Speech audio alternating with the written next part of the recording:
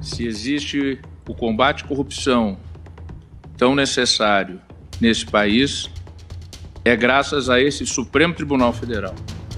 Não mediremos esforços para o fortalecimento do combate à corrupção que ainda circula de forma sombria em ambientes pouco republicanos em nosso país. As palavras são semelhantes, mas as ações de Dias Toffoli e Luiz Fux no combate à corrupção foram bem diferentes. Foi durante a gestão de Toffoli no comando do STF que a Lava Jato sofreu suas mais duras derrotas. Em 2019, o STF acabou com a prisão em segunda instância, mandou casos de corrupção para a Justiça Eleitoral, anulou condenações em que delatados não tiveram a última palavra nos processos. Todas essas decisões tiveram participação decisiva de Toffoli, que pautou os julgamentos e compôs a maioria. O ex-advogado do PT também deixou sua marca no ano passado, quando atrasou por meses a investigação da rachadinha de Flávio Bolsonaro, ao colocar em xeque o compartilhamento de dados do COAF com o Ministério Público. Toffoli começou 2020 tentando implementar, via CNJ, o juiz de garantias, um jabuti colocado pelo Congresso no pacote anticrime e sancionado por Jair Bolsonaro contra a recomendação de Sérgio Moro para tumultuar a justiça criminal. A lei dividiria entre 2 juízes as tarefas de supervisionar investigações e de julgar os réus.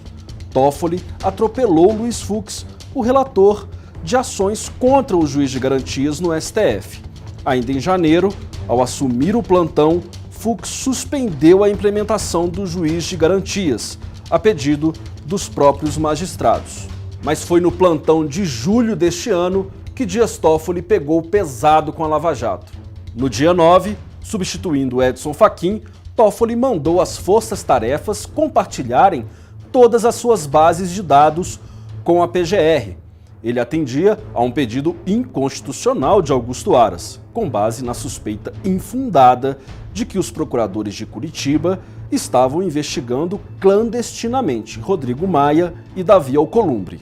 Era só um pretexto para a PGR vasculhar não só as investigações do Paraná, mas também do Rio e de São Paulo.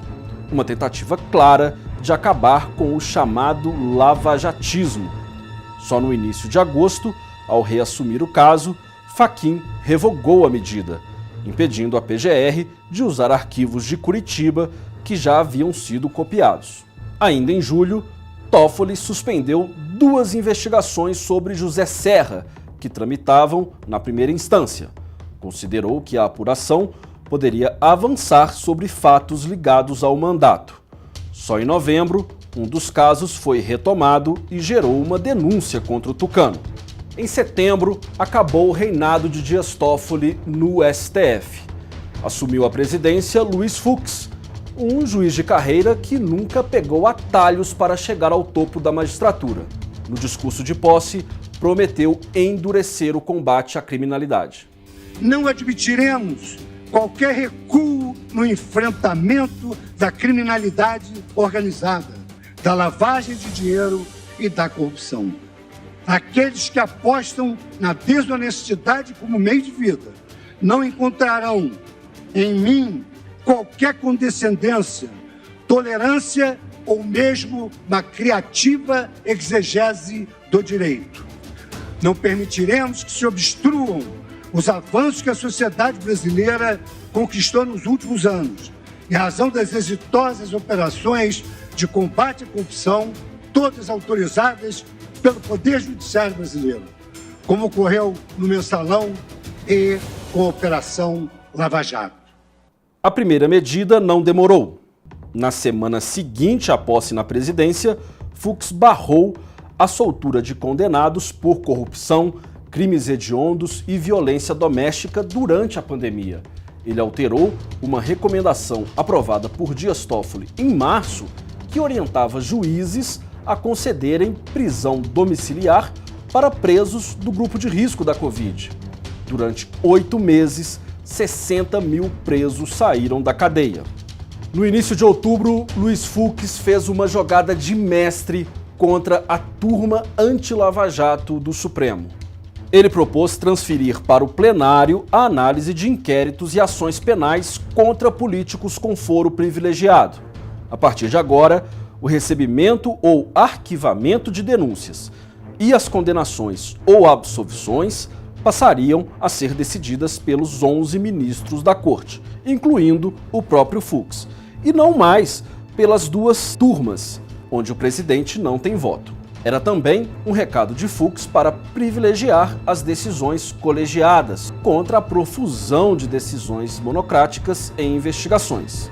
A proposta pegou alguns ministros de surpresa, principalmente os da segunda turma, que nos últimos meses vinham impondo uma série de derrotas à Lava Jato durante a licença médica de Celso de Mello.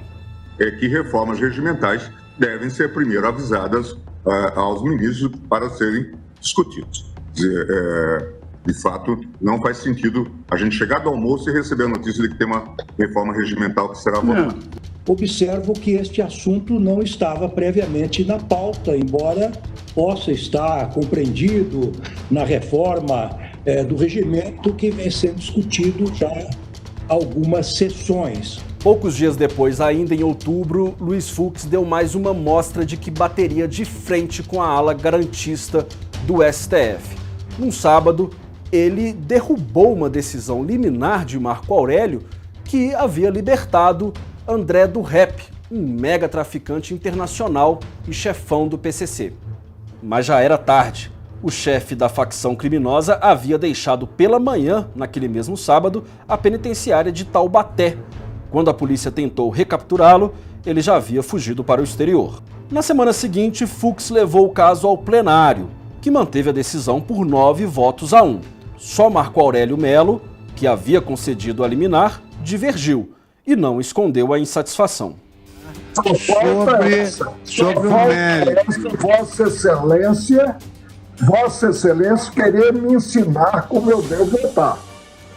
Só falta essa. Eu não imaginava que seu autoritarismo chegasse a tanto. Não ouvi o que Vossa Excelência disse. Eu não ouvi o que Vossa Excelência disse. Vossa Excelência, então... Só falta Vossa Excelência querer me peitar. Depois do julgamento, Fux aprimorou a distribuição de processos no STF. O encaminhamento de cada ação passaria a ser justificado individualmente. O caso de André do Rep havia sido encaminhado para Marco Aurélio por erro. Em 2021, Fux passará por novas provas no comando do Supremo. Está com ele um pedido do Ministério Público para tirar Gilmar Mendes da relatoria da Esquema S, a operação da Lava Jato do Rio que pegou pagamentos milionários da FEComércio para advogados estrelados que atuam nos tribunais superiores de Brasília. Também caberá a Fux marcar no plenário o julgamento de pedidos de Lula para anular a condenação no caso do Triplex e obter as mensagens roubadas da Lava Jato. Ele quer usá-las como provas para anular todos os seus processos. Conseguirá o novo presidente do STF impedir esse novo golpe?